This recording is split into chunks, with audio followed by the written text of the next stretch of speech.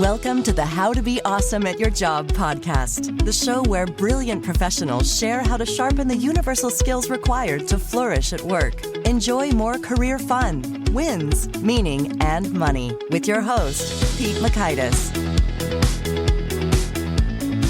Hello, and thanks for joining us here for episode 757 with Marcus Buckingham. Marcus is a legend, and he brings so much good insight into identifying what it takes to really love your work, to find the love in your work, to bring more of the I love this into your work. So you'll learn 1, the secret to finding your love at work. 2, how you can be irreplicable at work. And 3, why you should see your job more as a scavenger hunt instead of a ladder. So if you want to check out the show notes or the transcript or the links to some of the bits that we mentioned here, please drop on by awesomeatyourjob.com/EP757. And if you're at awesomeatyourjob.com, check out some goodies like the Gold Nugget email summaries, the searchable full text transcripts, and a whole boatload more. We got 757 episodes of goodness cataloged and transcribed and tagged. So there's a lot of goodies for you at awesomeatyourjob.com. Now, here's a bit about Marcus. Marcus Buckingham is a global researcher and New York Times bestselling author focused on unlocking strengths, increasing performance, and pioneering the future of how people work. He's the author of 2 of the most best-selling business books of all time called First, Break All the Rules, and Now Discover Your Strengths. He's got 2 Harvard Business Review's most circulated, industry-changing cover articles, and his strengths assessments have been taken by over 10 million people worldwide. He currently runs all of ADP Research Institute's studies on people and performance. Big thanks to Marcus for sharing his wisdom with us. And big thanks to our sponsors. Check them out.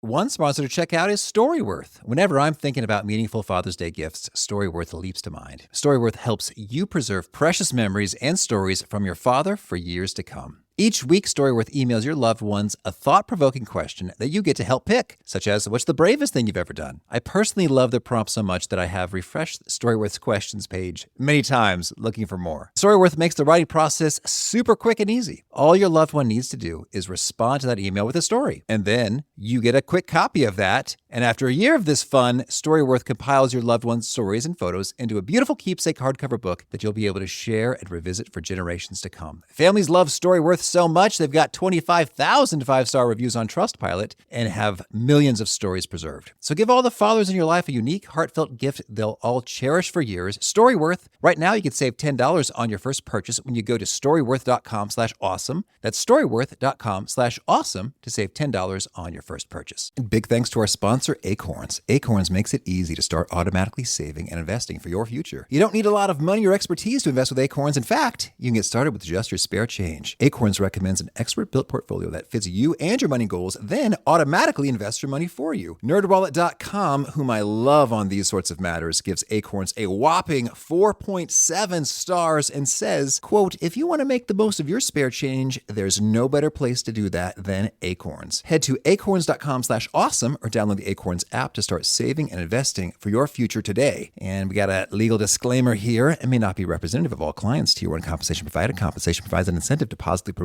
Acorns. View important disclosures at acorns.com/awesome. Investing involves risk, including the loss of principal. Please consider your objectives, risk tolerance, and Acorns' fees before investing. Acorns Advisors LLC, Acorns, is an SEC-registered investment advisor. Brokerage services are provided to clients of Acorns by Acorns Securities LLC, member FINRA/SIPC. For more information, visit acorns.com. One sponsor to check out is Harvard Business Review. This brilliant magazine, published at hbr.org, is the leading destination for smart management thinking. Fun fact, HBR has been mentioned in 108 episodes of the show. That's because HBR has great stuff that comes up often. They've got explainer videos, podcasts, real-world case studies, and much more. I think of HBR each night that I put on my special orange glasses. Their article, Will Blue Light Glasses Improve Your Sleep?, revealed that those who wore them reported better sleep and a 7% improvement in work performance as compared to those who wore the sham glasses. So I cite HBR anytime anyone tells me that I look silly wearing them. Now, much of HBR's content is available for free when you sign up at their site. Subscriptions that get you unlimited content cost $10 a month. If you visit hbr.org/subscriptions and enter the promo code AWESOME, you can save 10% off of that subscription. Again, to save 10% off of your HBR subscription, go to www.hbr.org/subscriptions and enter the promo code AWESOME. Now, here's Marcus. Marcus, welcome to How to Be Awesome at Your Job. Thank you for having me, Pete. I'm so excited to get into your wisdom and talk about your book, Love Plus Work, How to Find What You love what you do, and do it for the rest of your life. But first, could we hear, what do you love most at work? Actually, it's love and work. I just put a plus in there because I thought it looked cool. But It does look cool. I like War and Peace. I like the juxtaposition of those kinds of things. Look, I'm a psychometrician by training, which means I love trying to figure out ways to measure things about humans that you can't count, but that are really important anyway. So things like talents, strengths, engagement, resilience. That's what I love to do, is get to the heart of some of these really important psychological constructs and figure out, in a world where there's so much opinion and so many I think that's, can we find a way nonetheless to cut through that and say, well, what do we know for sure about people's strengths or about engagement or resilience? Mm-hmm. That's kind of what, it sounds a bit geeky, but that's what I love. No, it's beautiful. I understand. And it's exciting. And I'd love to hear, is there a particularly exciting, fascinating discovery that you've made recently when doing some of the research and pulling things together for the book, Love and Work? Well, what's always fascinating is when you look at the world through the lens of people who love it. If you look at the world of work through the lens of people who love it, you discover there's way more variation than you would ever think. So you look at some jobs and you think to yourself, well, those jobs, no one must want those jobs. We would be able to do them for a short period of time and want to get out of them as quickly as we could. Take a role like hotel housekeeping. You kind of think, well, that's not a good job, and we therefore have to put rules and regulations in place to get people to do the job properly. And then we wonder why people find no love in the job. But I had a chance to interview the 8 best housekeepers at Walt Disney World, and they didn't know each other, but they were all amazing housekeepers.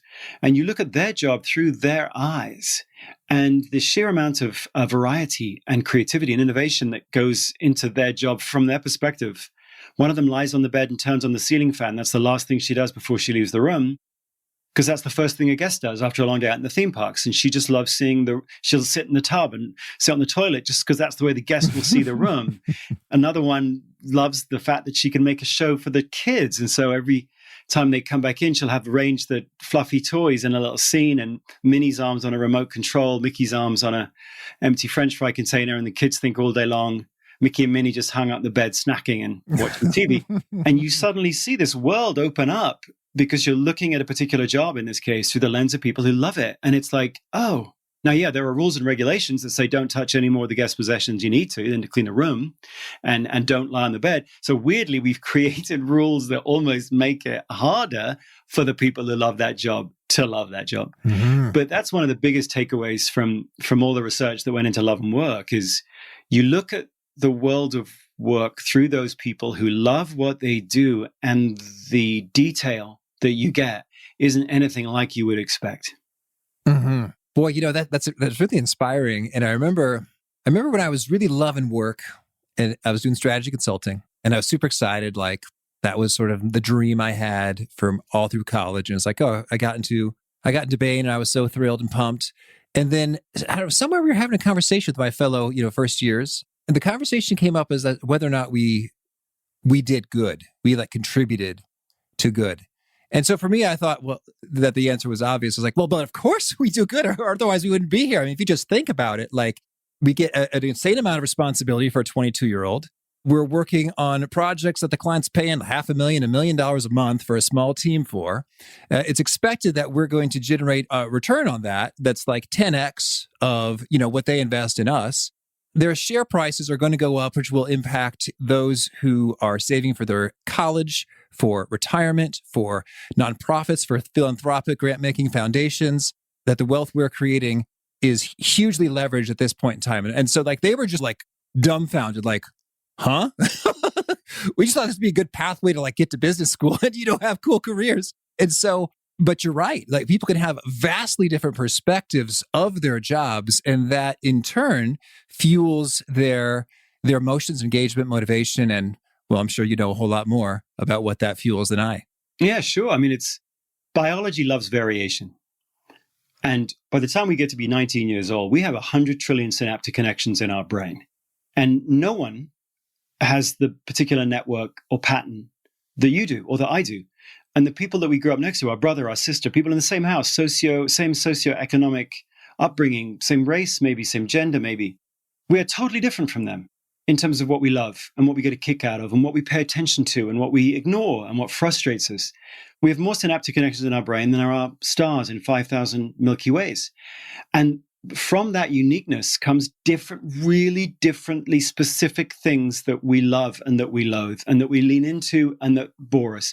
And seemingly nobody really, I mean, you get 10 years of geometry, but you don't get 10 years on trying to figure out how to demystify that beautifully unique, massive, filigree network of loves and loathes in your brain. No one really helps us with that. And so you've got an awful lot. In fact, you could say school and work actually deliberately try to alienate you from yourself. You're not really told how to figure out what that unique network is and turn it into work, turn it into contribution is how I define work. It's not just your job. It's anywhere where you add value to somebody else. But yeah, you've got so much uniqueness, and your challenge in life really isn't that you don't have enough time. It's that you don't draw enough energy or nourishment from your life. And so part of the reason I wrote the book was to go, wait a minute, the reason we've got so many kids on Adderall and so much Xanax prescribed to tone down the Adderall and so many frustrated and anxious and burned out workers is because we haven't really understood how do you help people move through their life and draw nourishment and strength and love from what they're doing. We haven't helped anyone do that. We've just created standardized tests at school or lists of competencies at work and then 360 surveys to measure you on the competencies, and kind of success is based on how closely you match the model. It's not related to how intelligently you've cultivated and expressed what you love. That no one helps you with that. And so really the point of the book was to go, come on, we are all incredibly varied, and we need to own that variance, understand it, and then contribute it. What you said that really struck me is we draw nourishment and what else? And what else from work? That's a heck of a sentence. Well, we draw nourishment, we draw energy, we draw love, we draw joy from work. We can. I mean, the metaphor, right, is you're supposed to have work-life balance. But if you think about it, that's a really bizarre aspiration to lay on anyone. Not just because if you ever manage to find that moment of balance where your life and your work and your family and your finances and your grandma and whatever were balanced. But if you ever did manage to find that place, Pete, you'd want to say to everyone around you, don't move. Nobody move. Yeah. Nobody move. I got perfect it. right now. Got it. But you look out in nature, nothing healthy in nature is balanced. And let's just say that really clearly. Nothing healthy in nature is balanced. Everything healthy in nature is moving. And you have to move through the environment that you're in and draw enough nourishment from it to keep moving. Well, that's a good metaphor for our lives. We are moving through our time in our jobs, our time in the other domains of our life.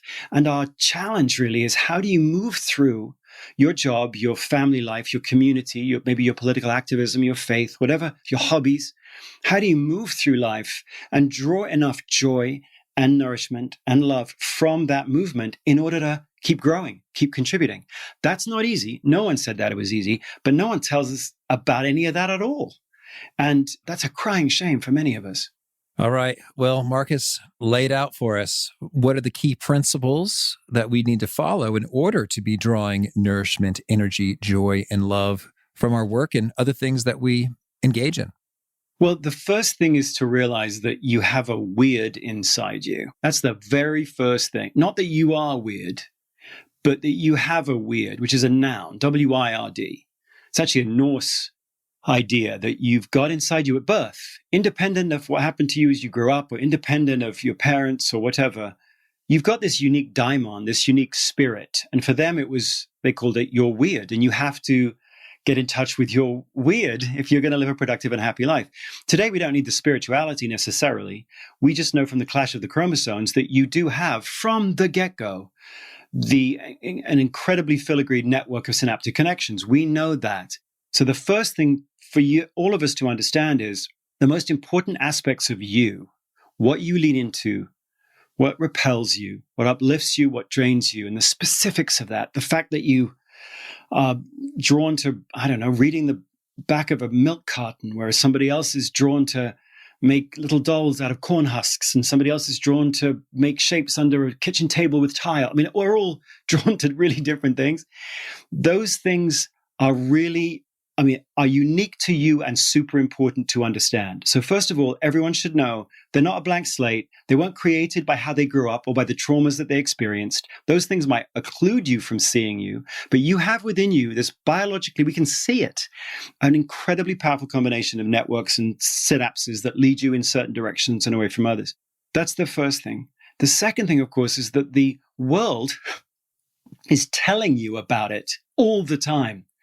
Rather than looking at the world as the enemy, as something to withstand, if everybody could just wake up and look at the world as though it was trying to put on a show for you, as though every day it was trying to show you thousands of different situations and moments and contexts and people and activities, it was trying to show you a lot of different things. And your response is to go, which of these are things that I love? Almost like your world is a fabric of many different threads. Some lift you up a little, some down. They're black, they're white, they're gray, they're yellow. But some of them are red threads. And they're threads that lift you up, that energize you, that you find love within. And the first way to spot these red threads, and we are all a genius when it comes to spotting our red threads, the first thing is, what do you find yourself instinctively paying attention to? Your patterns of attention. What do you find that you instinctively are drawn to? You attend to what you value. And we tend to think that everyone just pays attention to the same stuff that we do, but they don't. So right from an early age, going back to thinking about, what did you find yourself paying attention to? Maybe what did you find yourself paying attention to that others missed? And the detail of that. Normally, as you know, people, when we think about patterns, we're told the verb that goes with patterns is break. You're supposed to break your patterns, as though your patterns are pathological. They're bad. They're the source of your trauma or your pain. Actually, your patterns of attention are the source of all contribution and meaning and joy for you. So there are other signs, which we can get into if you want, but that's the very first thing to start with. Your patterns of attention are utterly unique to you, and they are totally worth paying attention to. So when we do that paying attention, I guess in some ways, I'd love it, Marcus, if you get real practical, tactical here, because I'm thinking I could psychoanalyze for quite a while, like, why did I click this headline, but none of the other headlines? And so I imagine there's some value into some self-reflection, but how do we do that prudently so that it's not just blithely unaware, just like sauntering through life and not cluing into the patterns, and not like overkill navel gazing? So it's love and work, right? The point of love is, like any energy source, it's got to flow. Love actually turns into a super caustic, abrasive force that will destroy you if you don't let it out. Love needs and demands expression. So the reason when you start paying attention to what you're paying attention to is because you need to express it and turn it into contribution. That's what work is in the love and work. There's like an infinite loop where the detail of what you love leads to you making it something of value out of it. That's what contribution is, something of value for someone else. It could be learning, it could be a product that you make, it could be a poem that you write, but it's something of value that you're creating. So your attention leads to love, and then leads to work, and then the detail of what you made informs what you love, which then informs what you make, which then informs what you love. That's, if you look at the most successful people, they've got this beautiful infinite loop where love is for work and work is for love, and love is for work and work is for love. And so if it's just about navel gazing, if it's just about self-involvement or narcissism, then you've stopped the flow. The point of paying attention to what you pay attention to is so that you can then turn it into contribution. I mean, for me, very early on, I found myself paying attention to why when we're watching people do the high jump, when I was at school, I was 9 or 10, you start watching people watch others do the high jump, and you find that the moment somebody tries to jump over the bar, everyone watching sticks their leg out.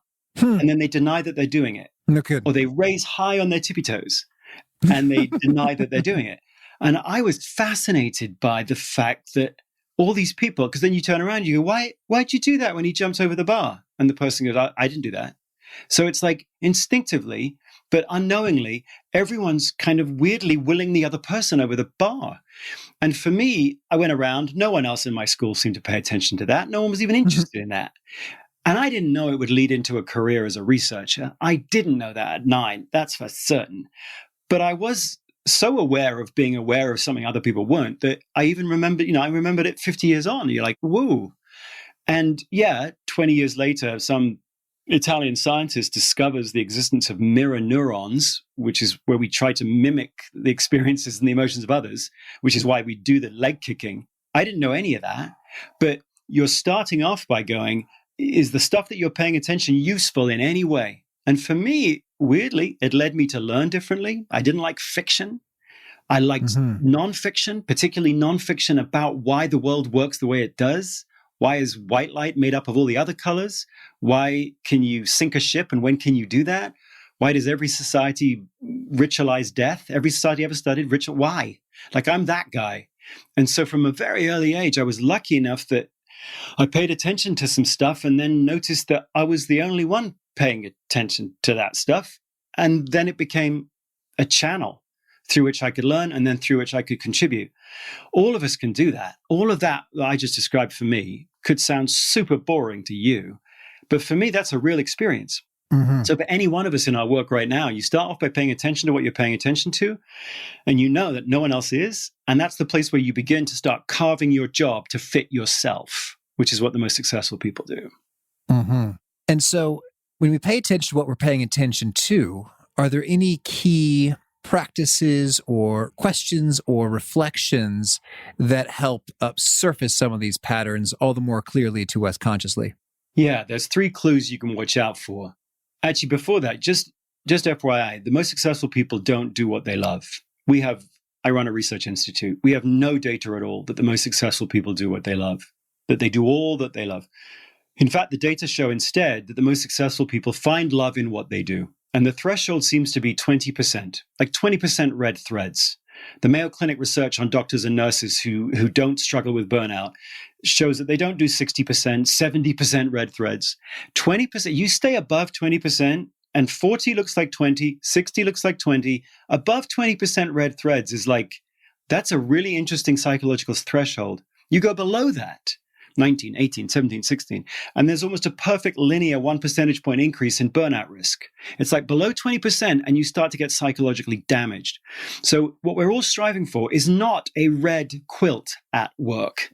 We don't need a red quilt. We need 20% red threads every day. 2 most powerful questions to predict performance and engagement at work is, was I excited to work every day last week? Did I have a chance to use my strengths every day in the work last week? So there's something about the frequency of it, the everydayness of it. It's super important. And the 3 best clues to spot these red threads would be, first, what do you instinctively volunteer for? What do you instinctively find your psychological or physical hand going up for? Even when other people around you are like, you suck at that. If your hand just keeps going up, that's non-trivial. That's interesting. Positive anticipation. Second is what Mike Csikszentmihalyi, the positive psychologist, called flow. So when time seems to speed up when you're doing something, when you vanish inside of it and you're not doing the task, but you are the task, the steps fall away and you just almost are doing it unconsciously. So that moment when you look up, you think it's been 5 minutes, but you look up, it's been an hour. That. The third clue is when you're doing something and when you're done with it, you're not drained. It's like it conveys mastery, and that feeling of mastery, when you're done with it, you feel uplifted, you feel authentic, you feel as though something about the thing you just did was, not to be too spiritual, but of your essence. And you feel up. You don't feel drained. You feel up. It's not like, thank goodness that's over, which many of us feel about many things. It's more like that what I was just doing was a manifestation of me. So there's other clues, but 3 really obvious clues to what these red threads are for you. And of course, I mean, in the book, we've got a whole red thread questionnaire, which dives into the detail of that, because God lies in the detail in terms of you. A red thread isn't like, I liked helping people. No, it's which people. What are you doing with the people? Why are you helping them? When are you helping them? How are you? Let's get to detail for you, because love is super detailed. You start figuring out what those red threads are for you. It's then the most beautiful raw material to start thinking about how do you weave your job to fit your loves better. And there's all sorts of things you can start doing in order to make that happen. Well, yeah, that's perfect. Let's go there right next in terms of, okay, so we've identified some red threads. These are things that I love, that I naturally pay attention to. I am uplifted by, I enter flow. I instinctively volunteer for it. And I think, okay, that's cool, but Marcus, I'm not getting 20% of that in my job. It's more like 5%. What do we do? Yeah. Well, first of all, when you ask people that question and you say, do you have the freedom to modify your job to fit yourself better? 73% of people in the US agree or strongly agree that they do. Cool. That suggests, right, that there's 73% of us that aren't utterly in the wrong neighborhood. 73% of us at least think, anyway, that we've got room to maneuver. Now, that does mean that 27% of us are in the wrong spot, but 73% of us feel like we've got that room to maneuver. So the first thing is the data. We know that 73% of people agree or strongly agree that they have the freedom to modify their job to fit themselves better. So that suggests there's an awful lot of us have that, or think that we have that chance. Interestingly, only 18% of us say that we have a chance to play to our strengths every day. So there's a big attitude behavior consistency problem, as we call it in social psychology. But there's an awful lot of us have that freedom. 27% of us are probably thinking, I'm utterly in the wrong job. But 73 think we have the chance to maneuver. So the first thing that one should do is be intentional when you wake up in the morning. What red threads are you going to weave today? Where will you find them? There are some clues to spot, but where will you find them? Approach every day with intentionality about where you will find those red threads for you. First. Second, once you know what those red threads are, any way that you can cultivate those red threads with any particular competency or skill or expertise. You might have had a red thread around communicating with people. And then you had to figure out how to make a podcast. And then you had to figure out some technical expertise to turn this thing that probably began as a yearning or an appetite or something and actually turn it into performance, turn it into a contribution. So is there any way that you can take that red thread and combine it with some sort of competency that enables you to turn it into contribution? Third, is there any way one day next week, all red threads, one day, just one day, where there's a day that you pick where you're like, you know what, I'm going to load up on this day. Can I find a way to do that ensures that there's some particular day here where it is a really love-filled day for me? Can you then figure out a way for your team to name it? Can you keep volunteering, whatever that is, so that your team starts going, you know what, Pete's the guy who, because in these days, obviously, anyone's head count is replaceable. Anyone's replaceable, and no one is replicable. You want to be, if there is a word, irreplicable, where your love is so defined, what people turn to you for is so defined that they go, I can't really imagine this company without that person. I can't imagine a world without that person. I can't really imagine a team without that person. So can you name what it is you're bringing to that team? If the team itself had a voice, what would it call you? If the team itself had a voice, how would it name what you do? I, in the end, ask people to do two things. Just take a blank pad around with you, draw a line down the middle of it, put loved it at the top of one column, loathed it at the top of the other. Take it around with you for a week. Try to spot those 3 signs of love. Anytime you find yourself doing any part of any of those, scribble it down in the loved it column. The inverse, you procrastinate it, time slows down, blah, blah, blah, put it in the loathed it column. You'll end that week with a really vivid sense from your own actual work of where the love comes from. So start off with that if you can. And then for you, the challenge on the team will be to ensure that you can find the language to say to your team, turn to me for this. I love it when people rely on me for this. I love it when this, not the braggadocio I'm the best at, but I'm at my best when. This is going to be one of those things, I think, Pete, where teaming, the verb teaming is one of those skills that we're all going to have to cultivate in this new hybrid model of the way that we work. And part of teaming is being able to share articulately, vividly, with detail, what people can rely on you for, where you're at your best, what you love the most, because people can't read your mind. So the more vivid you can be about that, the more likely it is that the team will start coalescing around the particular value that you bring, until such point has happened with you, where somebody begins to define the entire role. Maybe it's not 100% red threads, but those red threads become the foundation for the very thing that people want to pay you to do. That whole journey I've just described, you don't need anyone else for it. All you need to do is use the raw material of the regular week of your own life to be able to figure out how you scavenge your job into that which you love. And that's eminently doable. For 73% of us anyway, it's eminently doable. All right. Well, Marcus, I'd love if you could share with us a couple stories of folks who did just that. They were paying attention to what they were paying attention to. They identified some red threads, combined it with the competence and contribution, communicated that with their team, said, hey, I'm at my best when I do this. I really love it when you ask me to do that. And so we can see how it all comes together for folks. Well, here's three, and they're different roles. One person who comes to mind is a person who was in HR. Her first 10 years of career were in HR and would go to conferences with the company that she was with and would see how the company's branding was falling down, wasn't clear enough, wasn't coherent enough, and kept writing emails, not critical emails, but emails that called attention to the fact that the branding of the company and all these darn conferences simply wasn't vivid enough, wasn't clear enough. Customers didn't really know what that company stood for, kept writing them, kept drawing people's attention to it in a point that was annoying. But that's a red thread. She couldn't stop paying attention to it, couldn't shut it off. And so in the end, the head of marketing turned to this person and said, well, what would you do with it if we ran with it? What would you do differently? Let's turn that into a PowerPoint presentation and come present to me what you would do differently, because I can't shut you up.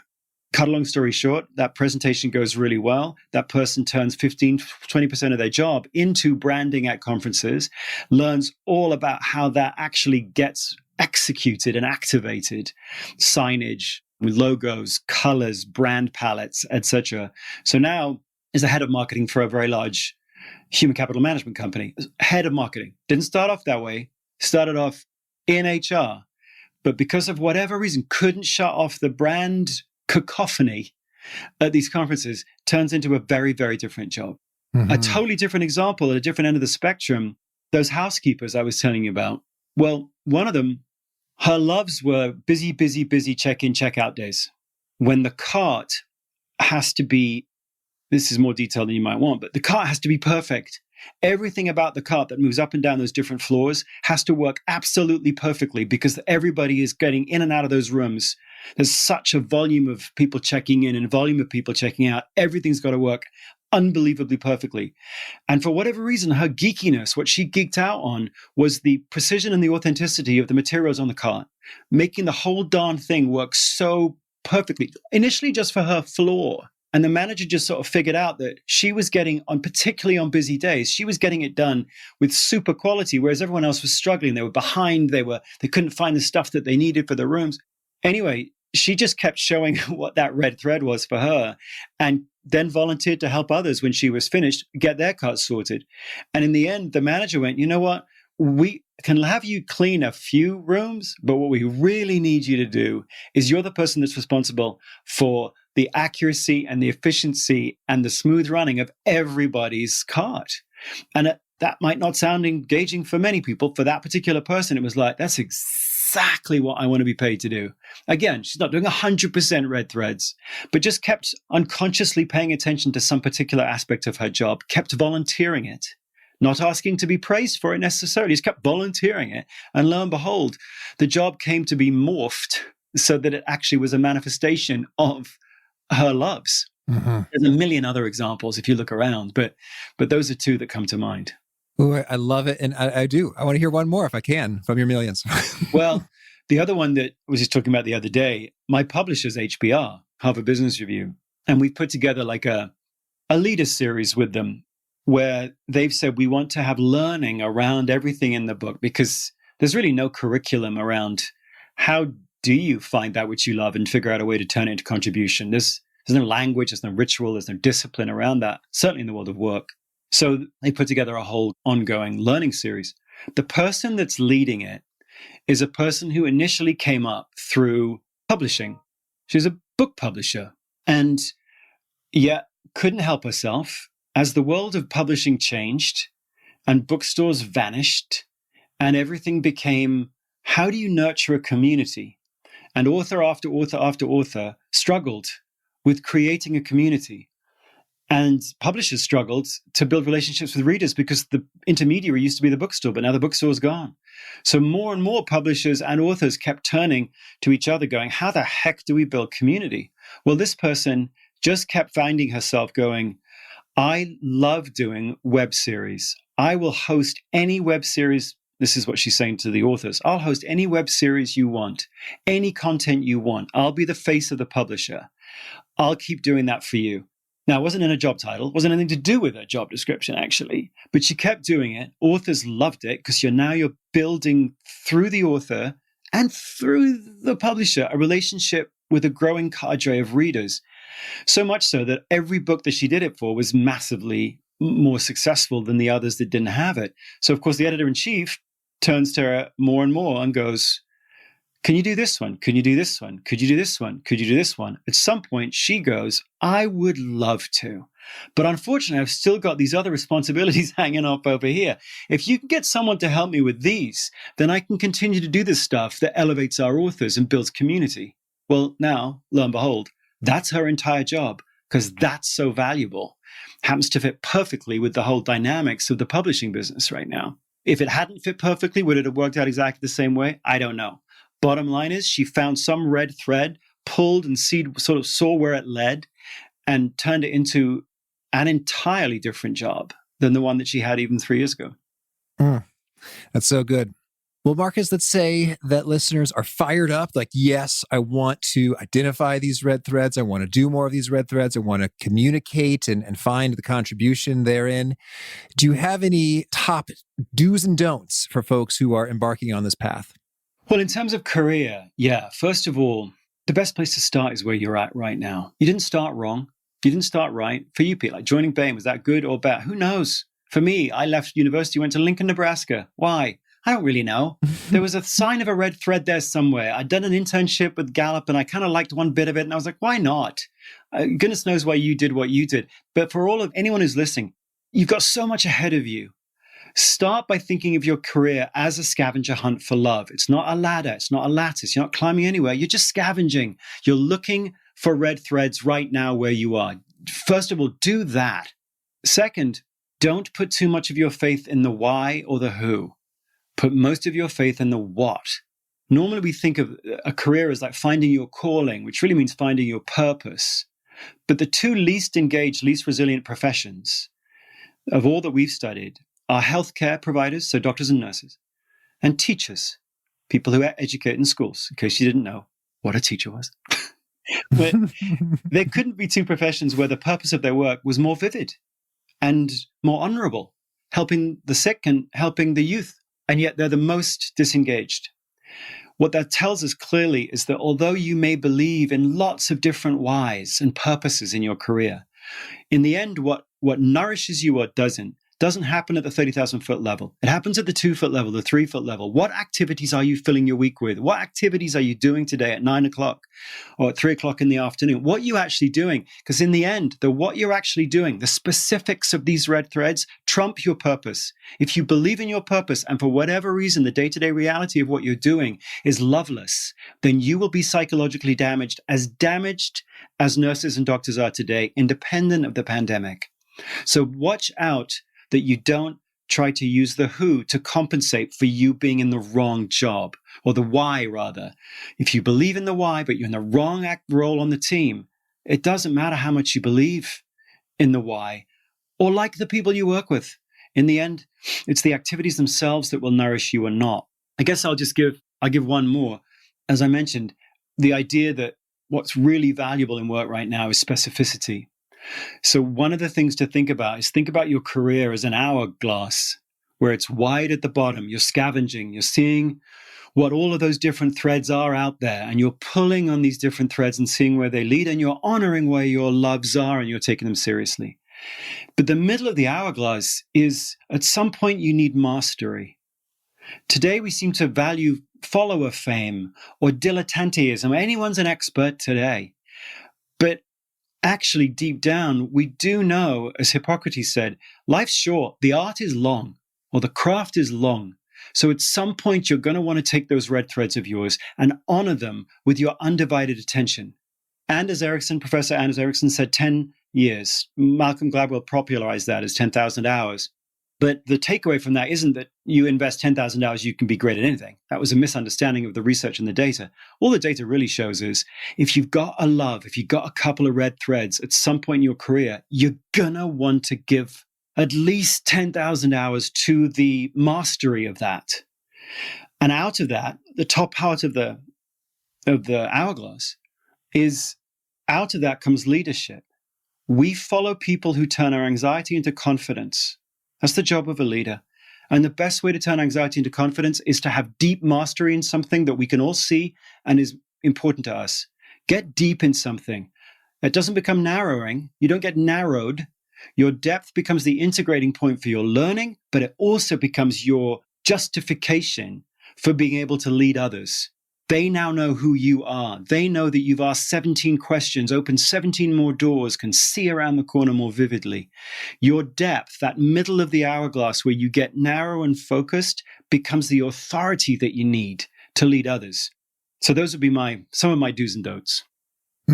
Beautiful. Thank you. Now, could you share a favorite quote, something you find inspiring? A favorite quote of mine or a favorite quote of somebody else's? Well, I was going to ask for a favorite quote that you've coined later, but I'll take them both right back to back if you got them handy. Mine that I'd have people leave with is that the power of human nature is that each human's nature is unique. That's its power. That's not a bug to be fixed. That's not a problem. Human uniqueness is the source of its power. Most forces of nature, their power comes from their uniformity, electricity, water, wind. The power of human nature is not that. The power of human nature is its uniqueness. And we need to build schools and teams and workplaces where we maximize that power. So that's a big one for me. I think the quote that I always have in my head as I wander around that comes from Peter Drucker. And he was the eminent management theorist of the last century. But his quote was that the best companies get their strengths together and make their weaknesses irrelevant. The best companies get their strengths together and make their weaknesses irrelevant. A lot of my work has simply taken that on and applied it to the level of the individual. It's what I learned from my mentor at Gallup, Don Clifton. But it began really with Peter Drucker going, everything's about differentiation, intelligent, intentional differentiation. He looked at it at the level of the company. Don't try to be all things to all people. No one believes it. And of course, what I've done is taken it through Don Clifton and all my strengths work there. And now here, what I'm doing at the ADP Research Institute, tried to take it to the level of the individual and then back on up into the institutions like school, college, work. Mm-hmm. And this one won't be hard for you, but could you share a favorite study or experiment or bit of research? Oh, gosh. Well, actually, it's one that we're just doing right now. My co-head of the Research Institute is an economist called Neela Richardson. She's a Black woman of a certain age, and she came to me the other day and said, are we doing any better at DE&I, diversity, equity, and inclusion? Are we doing any better? And I said to her, well, we can tell you about the D and the E. I can tell you about diversity. We could actually count that. We just count representation. I can tell you about the E. I can count equitable pay or promotion. But I said, I actually can't tell you about the I. From the 1964 Equal Rights Act to today, I actually can't tell you if more people feel more included. This was about a year and a half ago. And shame on me, shame on us, that we've got no thermometer for reliably measuring people's feeling of inclusion. Nothing. And so for the last year and a half, we've been in the field trying to build a reliable thermometer to measure inclusiveness. And we've just come out of the field. It's about 27,000 people, 1,000 people in each country, a stratified random sample of the workers in each country, trying to get at what is the right way, the most reliable way to measure inclusiveness so that we can see whether or not anything that we're doing, programs, training, education, is it actually making people's lives any better, at least according to them. So I won't bore you with diving into exactly what we're finding and where we're finding it, but that research right now feels to me incredibly necessary because let's face it, what gets measured gets managed. If you can't measure the I, you might move the D and the E, but if people aren't feeling better about it, what a miss that is. Mm-hmm. Thank you. And a favorite book? I think my favorite book is The Discoverers by Daniel Boorstin, which I got when I was 16. It's about 700 pages long.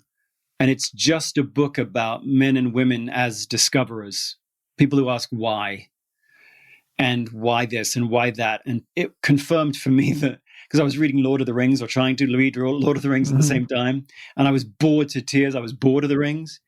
But I couldn't care about Gollum. I couldn't care about Frodo. I just couldn't get excited about it.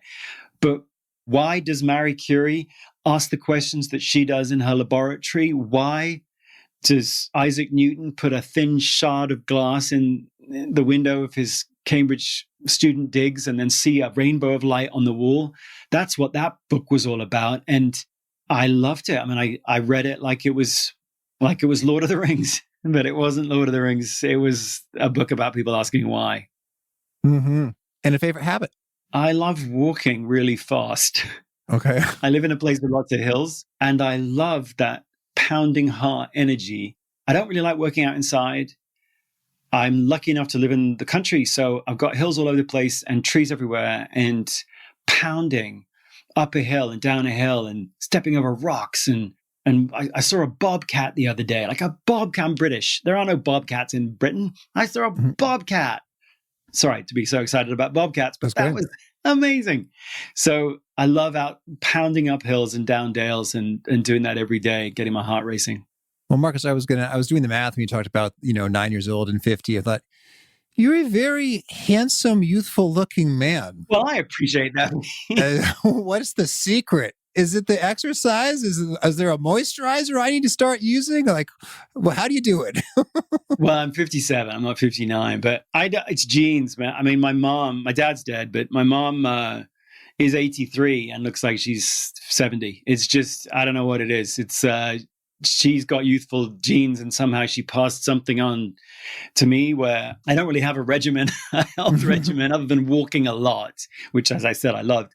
But other than that, I think I got it. Like most things, you get it from your mom. All righty. And if folks want to learn more or get in touch, where would you point them? I think 2 places. One is on the social media front. Instagram is my favorite for whatever reason. So Instagram. And then together with Harvard, we built this learning series. So if you want to see the learning around the book, if anything we talked about today is really something that you want to dive deeper into, go to loveandwork.org.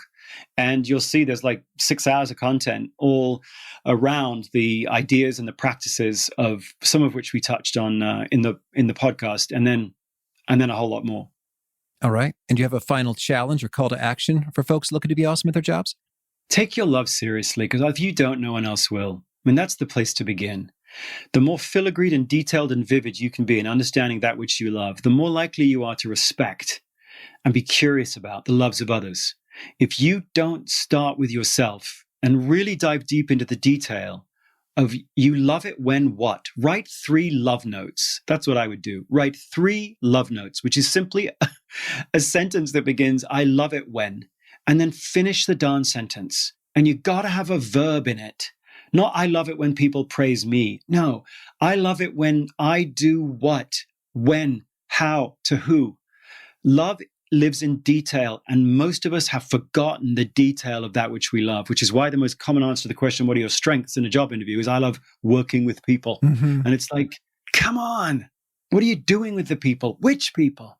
So that's the challenge I would give every one of us. Can you honor yourself by describing vividly just 3 red threads? Write 3 love notes.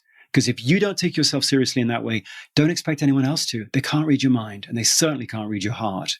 All right. Marcus, this has been a treat. I wish you much love and great work in your years to come. Thank you, sir. Appreciate you having me. I loved what Marcus had to say about thinking about things like a scavenger hunt. Find those red threads and pay attention to what you're paying attention to. And it's funny, this just brings me back to in high school. I might be hanging out in summertime, having fun with friends from 10 a.m. to 7 p.m. And I say, okay, well, I'm going to go home and read business books now. They're like, what? That's really alienating and insulting. You'd rather read business books and hang out with us. I was like, hey, we've had a good 9 hours together. I've enjoyed, the lunch and the dinner and the pool and the Monopoly and the chatting and the movie. But I'm just about ready to go read business books because I've had this curiosity burning in me for a while now. And I look forward to socializing with you tomorrow. Summer vacation. Those were the days, huh? So that was a little different for a youngster. So yeah, pay attention to what you pay attention to now in your youth. See the red threads and the themes and get more of that goodness, hopefully 20% plus. Again, the show notes, the transcripts, the links to items we've referenced are at awesomeatyourjob.com/EP757. Hope to catch you next time, and peace. Thanks for listening. To get the most out of the show, we recommend 2 key things. First, check out the extra resources at awesomeatyourjob.com. You can find this episode's transcript and links, as well as the perfect episode for your situation. You can search the full text transcripts of hundreds of episodes or explore episodes tagged by topic and competency covered.